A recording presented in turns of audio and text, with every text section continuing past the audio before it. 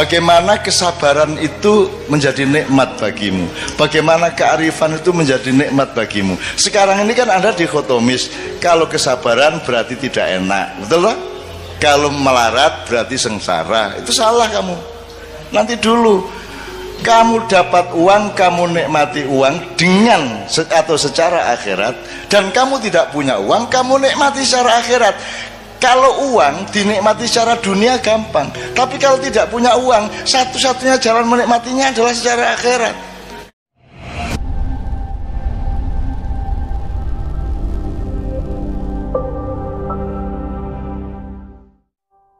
Jadi teman sekalian, kalkulasinya jangan salah. Jadi gini loh, sekali lagi terakhir, jangan dipikir kalau Anda fokus memprimerkan akhirat, lantas Anda kehilangan dunia. Coba saya ingin ini, kowe, ini saran saya kepada jamaah sekarang ini ya. Kamu jualan makanan, kamu bikin warung, ya. Fokus kamu itu apa yang kamu senangi untuk kamu jual, atau apakah yang akan disenangi pembelimu? Kowe nuruti karepmu apa nuruti karepe sing tuku? Berarti kamu melayani mereka, bukan melayani seleramu sendiri, betul enggak? Betul ya? Dan selama kamu buka warung itu, kamu melayani mereka dengan baik, bersikap dengan baik, bersih warungnya, wangi, pokoknya sarwa mengenakkan mereka. Kamu tidak berpikir pembeli akan datang banyak atau tidak, yang penting kamu fokus melayani. Saya oleh Allah diberi fadilah berupa pinter dagang makanan, maka saya lakukan itu. Sementara nek kue fokusit ila dunya, biar carane ngemplang, ya ta? Tuku teh nek ning warung ki wis diudak, wis diracikke. Nek nang McDonald kan kuwi mung disuguhi cangkir karo banyu panas, terus teh seleke lepeke njur kuwi kon ngene dhewe. Sehingga Kartolo pelawak Surabaya ku mangkel. Diancuk aku tuku iki. Tuku dikon gawe dhewe iki ya apa iki gitu. Tuh makin modern makin pelit, Mas. Saya tidak tahu kantin di kampus UNES atau di Undip itu mahasiswa antri terus red itu ya, itu bayar sik lagi mangan apa mangan sik lagi bayar? Kalau bayar dulu berarti peradaban kita anjlok seanjlok-anjloknya. Berarti manusia saling tidak percaya secara sangat serius satu sama lain. Saya dulu pernah menulis di salah satu buku Silit Sang Kiai, yaitu Mbah Wongso. Mbah Wongso itu kalau malam pokoknya mulai barisa dia wis lungguh ning pojok Wiro Brajan gawe ya. Pokok iki mikul saka ngomas iki kuno ini pikulannya di tengah, ditaruhin kompor sama meja, terus ini nggone panganan-panganan, sego-sego kucing, kene jajan-jajan sak pituruti, terus kompor gelas di sekitar dia. Jadi dia semalaman duduk di situ, tidak bisa berdiri. Terus nanti jam 10 bengi kan dia wis ngantuk, wong wis tuwa. Dadi engko dhek teh kalih Pak, nggih. Terus dhek ngeracik uruk-uruk ngantuk. Terus engko tangi meneh. Terus ngesoki panas iki, banyu panas ungep kae disokke sret. Tengah-tengah ngesoki mengantuk, Mas. Terus sampai tumpah dari gelasnya itu nyiprat nang pupune lagi dhek tangi meneh ngono kae. Pokoknya nek arep ndelok hiburan gratis pokoke nang Mbah Wongso.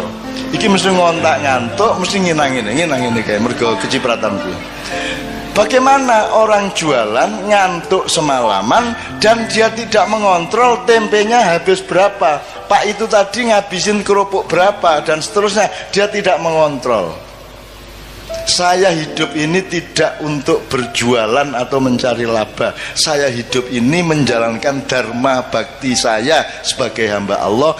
Aku iso ning ngene iki, tak lakoni ngene iki kanthi tenanan. Perkara kamu bilang makan tempe telu kok ngaku siji, kowe kerupuk 14 ngaku ming 4. Aku duwe kanca biyen kerupuk seneng banget deh. Dadi nek hitung-hitungan lem nasi berapa? 2,5. Teh 2. kerupuk 19. Wakai mangan kerupuk. Dan itu saya zaman aku kaya sak umur kowe ya padha wae melarat aku dibanding kowe saiki. Iku iso tuku pulsa biyen ra ono. Jadi ada namanya warung Gua Hirok di Jogja itu. Kita sebut yang menyebut Gua Hirok itu saya mergo ning nggon cedak beteng kae ono sak kluwekan niku dodol tahu guling. Apa tahu guling? Ya tahu guling. Semacam tahu lontong kalau Jawa Timur. Saya sama teman-teman seniman makan tahu guling 3, apa kerupuk berapa, tempe berapa, teh berapa, kopi berapa. Terus Bu sampun Bu, jam 2 bengi kae. Nggih nak, napa mawon niki tahu gulungnya sekawan. Nggih. Teh panase sekawan tambah kopi kalih. Nggih. Tempene wau pira-pira 7. Nggih. Kerupuke 20 nggih gitu ya. Pokoke nggih. Mpun, pinten Bu? Napa wau?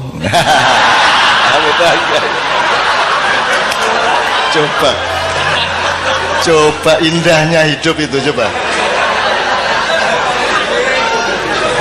Wah, itu saya ingat sampai sekarang ya Allah indahnya coba. Leku diri ngitung gue ya. Pinten Bu, napa wau? Aduh ngitung meneh kadang-kadang. Coba itu belajar apa ya? Belajar bagaimana kesabaran itu menjadi nikmat bagimu. Bagaimana kearifan itu menjadi nikmat bagimu. Sekarang ini kan ada dikotomis. Kalau kesabaran berarti tidak enak, betul lah? Kalau melarat berarti sengsara. Itu salah kamu.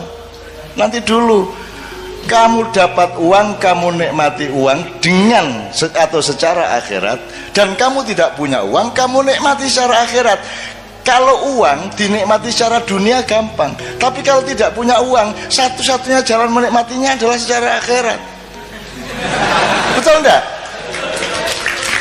Nah, jadi kalau kamu punya uang, kamu menikmati secara dunia bisa, secara akhirat bisa, double. Kalau kamu tidak punya uang, orang yang keduniaan tujuannya, dia tidak bisa menikmati tidak punya uang, karena dia tidak bertujuan akhirat. Tapi kalau kamu punya tujuan akhirat, kemelaratan pada momentum tertentu itu adalah kenikmatan akhirat.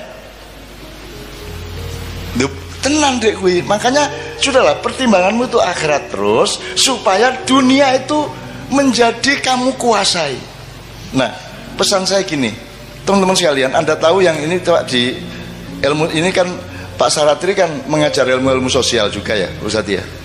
Kan ada istilah first world country, second world country, dan third world country. Ada di sejak tahun 70-an dunia dibagi 3. 1 negara dunia 1, kelas 1. Nomor 2 negara dunia kedua, terus negara dunia ketiga. Yang 1 itu Amerika, Eropa. Yang kedua itu dulu itu masih Jepang, Cina, dan seterusnya. Kita ini negara dunia ketiga paling isor dewi. Kita ini dengan bangga, dosen-dosen di Undip dengan bangga, kita sebagai warga dari negara dunia ketiga lo malah bangga ya. Saya ingin katakan sama Anda semua, 10 tahun ke atas, 10 tahun sejak sekarang dan kemudian, Amerika akan menjadi negara dunia kedua, Eropa akan menjadi negara dunia kedua, jadi dia akan turun kelas. Afrika, Amerika Latin akan tetap menjadi negara dunia ketiga. Tapi Pasifik, negara-negara Asia Pasifik dari Indonesia sampai Cina di utara, ada Thailand, ada Myanmar, ada Kamboja, ada Vietnam, ada semuanya, akan menjadi negara dunia pertama. Dia akan menjadi first world country. Pusat perekonomian dunia akan ada di wilayah Asia Pasifik. Indonesia akan menjadi bagian dari supremasi ekonomi dunia dalam waktu tidak lama lagi. Ning dudu wekmu.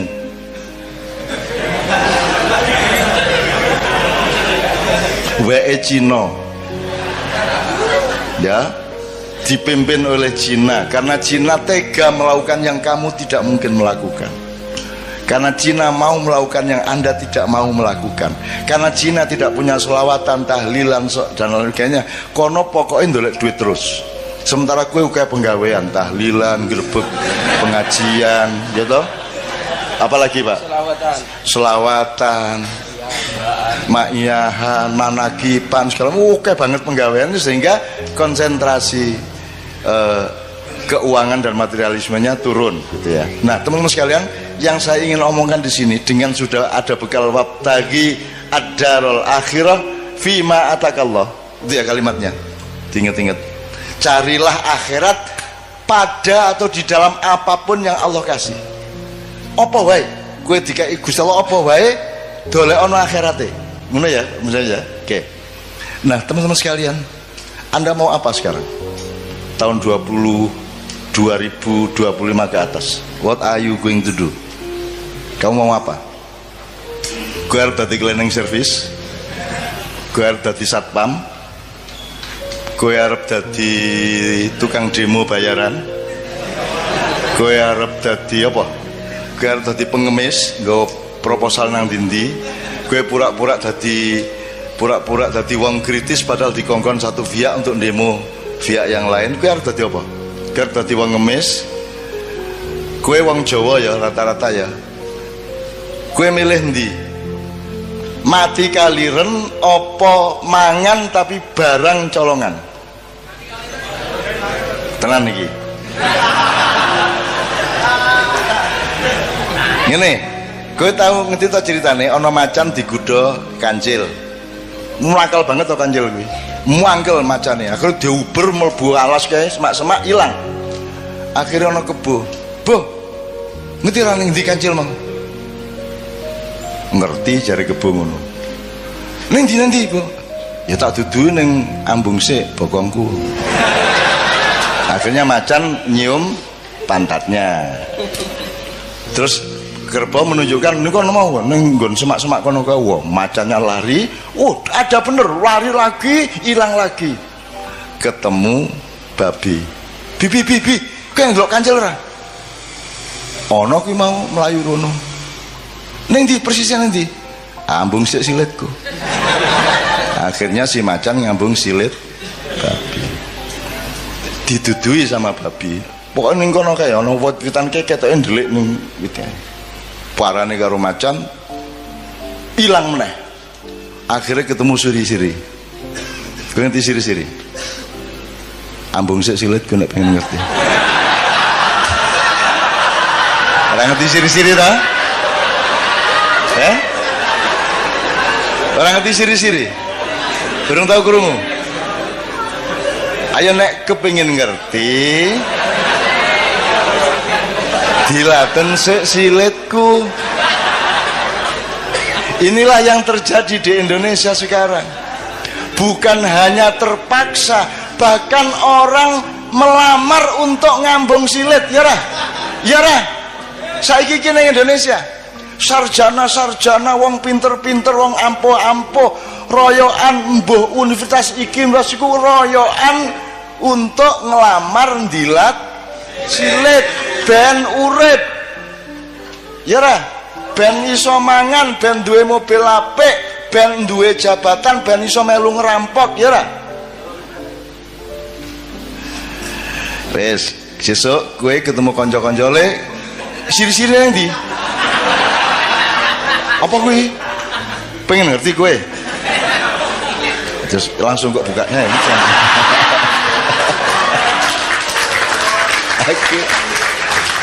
Aku ndek banget ngono-ngono kuwi. Aku duwe kanca Pak Muzamil, orang Malang, Bang, dipecat. Dia kepala sekolah dipecat coba oleh kepala dinas gara-gara dia memainkan permainan saya. Jadi saya itu pernah tahun 76, Anda belum lahir. Saya itu menjadi juri lomba drama 5 kota sebanyak 53 grup, tiap malam nonton sampai jam 3 pagi, masing-masing 3 grup. Itu 3 minggu penuh saya tiap malam ngelembur nonton tuh. Lah kesel tuh Mas, susah aku lah ya iseng-iseng gak hiburan. Jadi kira-kira minggu kedua aku bilang panitia ini saya mau ngomong serius ini. Saya tadi kan capek, saya pulang ke Jombang dari Surabaya, saya nemu pistol. Ini kan bahaya ini. Tapi ini gimana baiknya? Pistolnya saya apakan? Loh, yuk pistolnya. Saya ini tolong dicari dulu, saya apakan ini? Apa saya serahkan polisi, tentara, atau tolong diantar saya nggak mau bawa pistol kemana-mana. Itu. Wah, akhirnya mereka rapat Mas, panitia, terus takon nang Kodim, takon nang Kapolres segala macam. Wah, pokoknya sampai sore mereka belum bisa jawab. Menjelang maghrib mereka datang.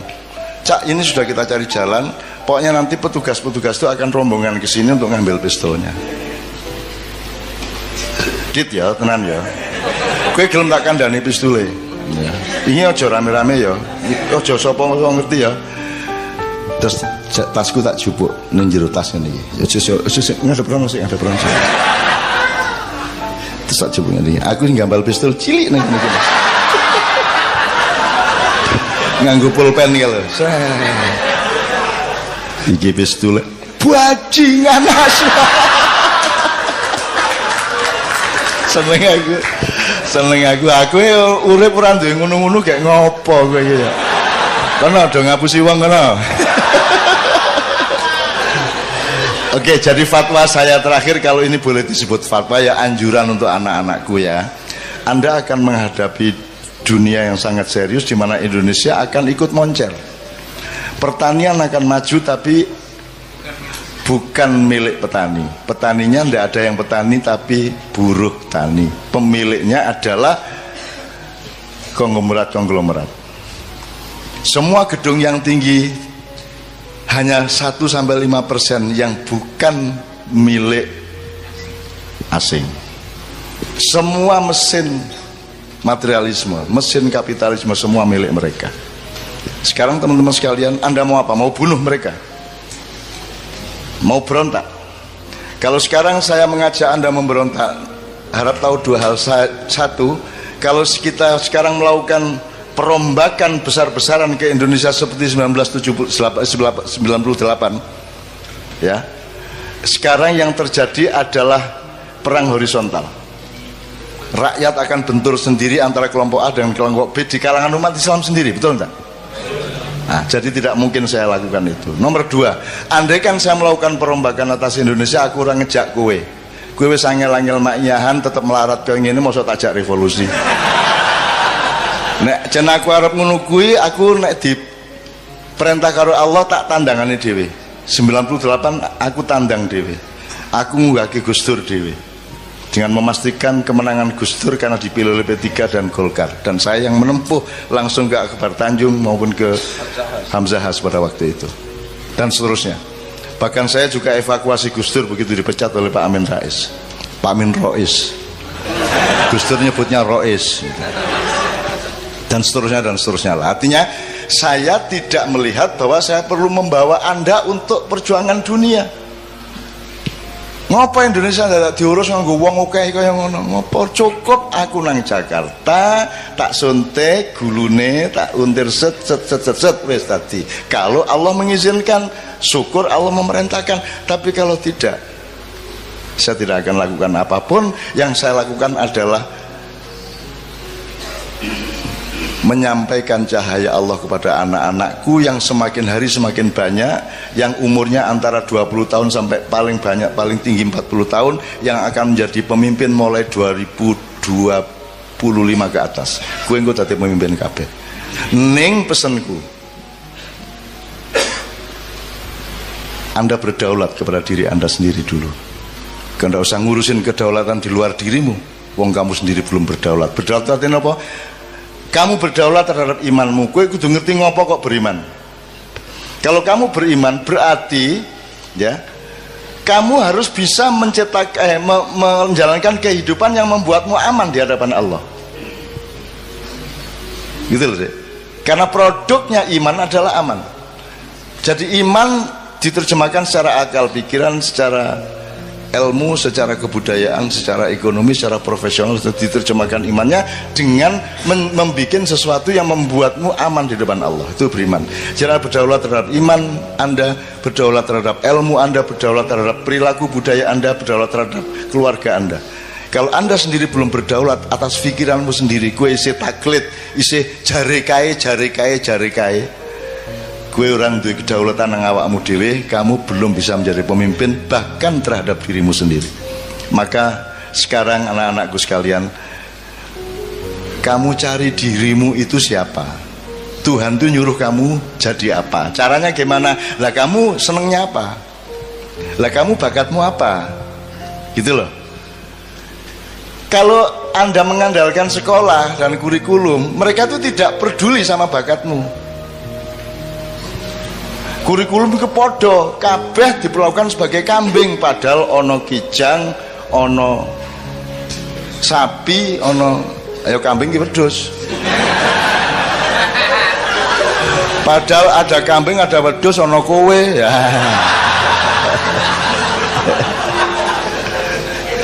Maksud saya, mencari dirimu sendiri itu maknanya jangan muluk-muluk. Kamu punya kecenderungan apa? Mulai dilihat sekarang kamu itu. Kamu, wah aku seneng ya karo kopi iki, tak dodolan aku tak gawe warkop wae. Wah aku seneng iki nandur-nandur, tak jajal, tak jadi cilik-cilikan dadi petani organik misalnya. Aku seneng ya anu IT iki. Ya, pokoknya terserah Anda itu kecenderungannya apa, itu namanya fadilah. Faddalallahu ba'dun ala ba'din. Temukan dirimu yang Allah konsep. Kalau di sekolahan kan, sekolah tidak peduli sama Allah dulu kasih apa kepadamu, kan begitu. Maka kamu sendiri yang harus cari siapa dirimu, kecenderunganmu apa, bakatmu apa, dan carilah bahagia, karena bahagia itu hanya dengan Allah. Jadi kamu mosok kon dosen tapi ngersulo. Aja ngersulo. Kamu temukan nikmatnya akhirat di dalam pekerjaanmu sebagai dosen, kan begitu. Kamu jangan ngersulo. Kowe ngojek ning karo grundel benasu ngojek aku, aduh.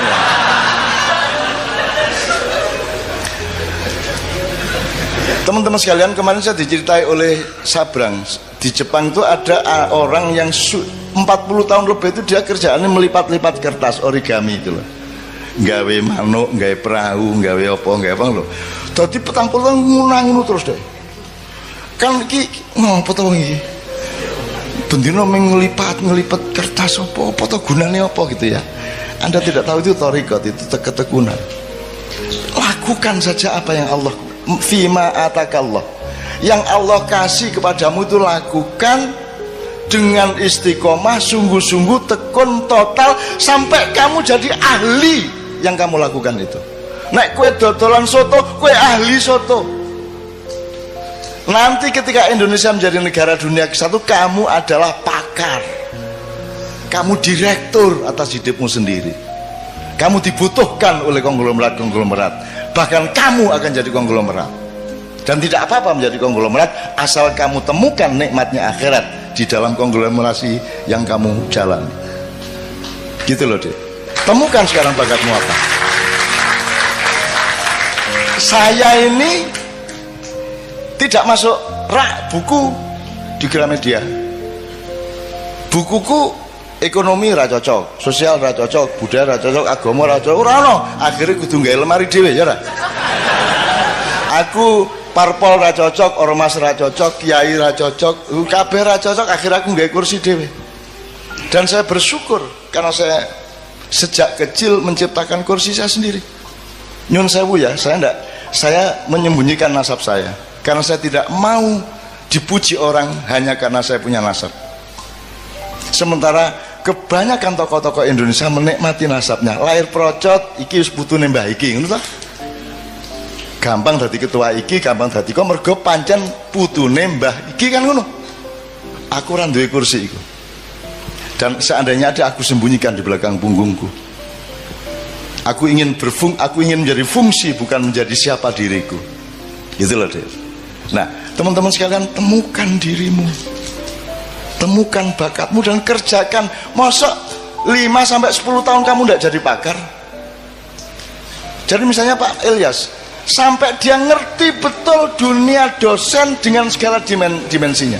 Psikologi ini mahasiswa, latar belakang ekonominya mahasiswa, budayanya mahasiswa, kampus kipiye, semua dia tahu persis.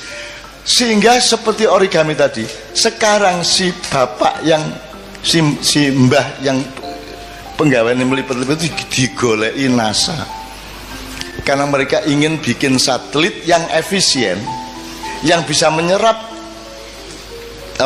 energi dari matahari tapi tidak terlalu gedabiah.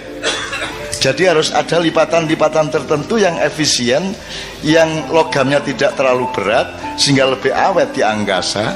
Dan itu yang bisa menguasai itu hanya seorang ahli origami. Jadi gue saiki opo tentok ke awakmu, mumpung gue isih nom, dan tekuni sampai habis. Iki tenang. Lah aku iki apa? Saya tidak menekuni bidang apa-apa karena saya bukan bidang. Saya bukan kamar, saya bukan perabot, aku ini ruang. Aku ini menampung semua perabot. Aku terdiri dari kamar-kamar yang bermacam-macam. Kamu jangan memasukkan aku ke dalam kamar, karena kamar itu sempit bagiku dan tidak cukup, akan pecah itu kamar untukku. Ngono rek nek arep penyair ya. Ya. Maka saya tidak membutuhkan dunia ini. Karena aku disuruh menolong kalau ada yang darurat di dunia ini. Masa saya butuh dunia? Saya butuhnya Allah. Bahwa Allah kemudian menyayangi saya dengan mencuelkan dunia untuk saya, itu Allah kasih, bukan karena saya mencarinya. Dari soal istri sampai soal harta sampai soal ma'iyah, saya tidak pernah minta dan saya tidak pernah merebut dan saya tidak pernah bercita-cita. Ora tau kok, wah tak rabi karo artis ya. Ora tahu aku. Pokoknya dilalah acara bareng karo Kiai Kanjeng ning Senayan, buka bareng tak lamar sini wae. Atine pengen ngelamar tak lamar. Nesu to. Ki ora tau ketemu lagi pisan ngelamar wae nesu. Nah, menurut gayanya nasib dari Allah, nek cah wedok nesu ning ati tingkat kene berarti arep dadi. Jadi nek ana cah wedok benci nang kowe, berarti nanti kalau dia mencintaimu dia akan luar biasa cintanya. Semakin dia benci kepadamu, semakin tinggi energi cintanya untukmu. Oh no. Kecuali yang tidak. Ini yang terakhir jelas ya Mas ya. Mulai besok pagi tekuni kerjaanmu, tekuni sampai kamu jadi ahli, kamu jadi pakar, kamu menguasai betul bidangmu. 10 tahun lagi kamu, kata orang Madura gini, kata orang Madura, loh saya tidak mau ngelamar-ngelamar pekerjaan, saya tidak mau jadi karyawan, kata orang Madura. Meskipun saya cuma bikin beting itu beting, saya cuma punya pabrik beting, tapi saya direkturnya. Saya tidak mau jadi pegawai beting, saya direkturnya. Nah orang Madura itu konglomerat Mas, yang namanya Haji Lutfi ya, Lutfi ya, nggak bisa baca Mas, tapi so gue ora karuan, so oke, wih wis ora iso maca Mas. Itu karena dia tekun bener. Saya ketemu di suatu seminar seks, dia datang. Seminar seks biasanya kan bagaimana meningkatkan daya seks, menurunkan. Aduh ini terbalik ini temanya ini. Terbalik gimana Pak Haji? Saya kesini ini untuk supaya saya itu jangan terlalu tinggi saya ini seksnya. Kasihan istri saya itu. Masa saya harus cari yang umur 18 tahun terus? Kan kalau sudah umur 30 tidak kuat dia sama saya. Jadi gimana cara menurunkan seks saya ini kan? Itu deh coba Madura gue. Seneng aku orang Madura ini. Ya teman sekalian ya, jadi ahli ya, jadi ahli. Aku kira tahu tanggung-tanggung loh rek. Ngelakoni apa wae tenanan. Tenanan itu tidak hanya sekarang. Tenanan itu diuji oleh waktu selamanya. Kita tidak tahu masa depan sama sekali. Kita tidak tahu akan meninggal umur berapa. Kita tidak tahu Israel akan datang ketika kita berusia berapa. Pokoknya kita lakukan terus. Nek carane wong main remi di Jawa Timur, pokok iki kartu iki nek tak tokno badi arek iki. Gepeng kaya ilir gak tak tokno kartu iki.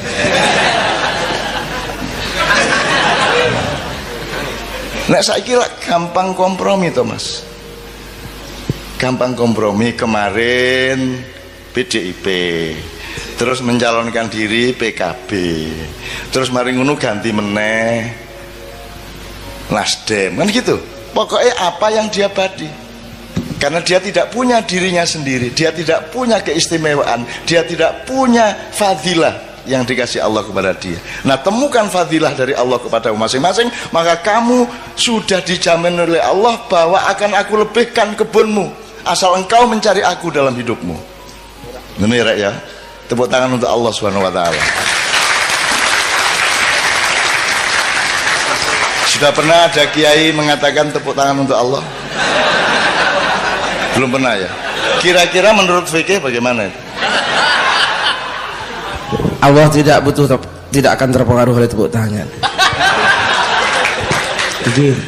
Tepuk tangan tidak menentukan baik atau buruk. Yang menentukan adalah niatmu apa. Anda bersyukur, ya toh?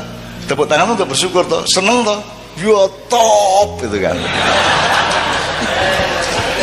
Loh, Mas, orang itu sering karena berpikirnya materialis dan keduniaan, yang dilihat itu barangnya, ucapannya, bukan muatannya. Gitu Mas. Orang tuh saking, wah, jos, Allah ki jos tenan. Isa bangun itu Mas. Wah, top tenan Allah kan gitu. Boleh ndak itu? Kalau menurut tadi itu protokoler ndak boleh. Allahu Akbar, Allahu Akbar. Lihat nih orang lega tau nek gue wong Semarang. Allah iki jos ndak.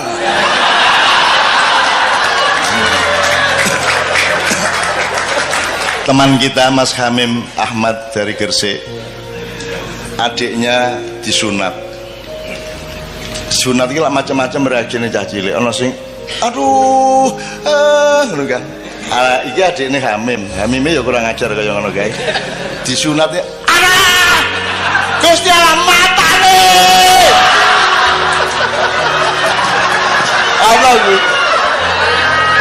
Ana kuwi. Ya Gusti Allah di mata-matakno lho.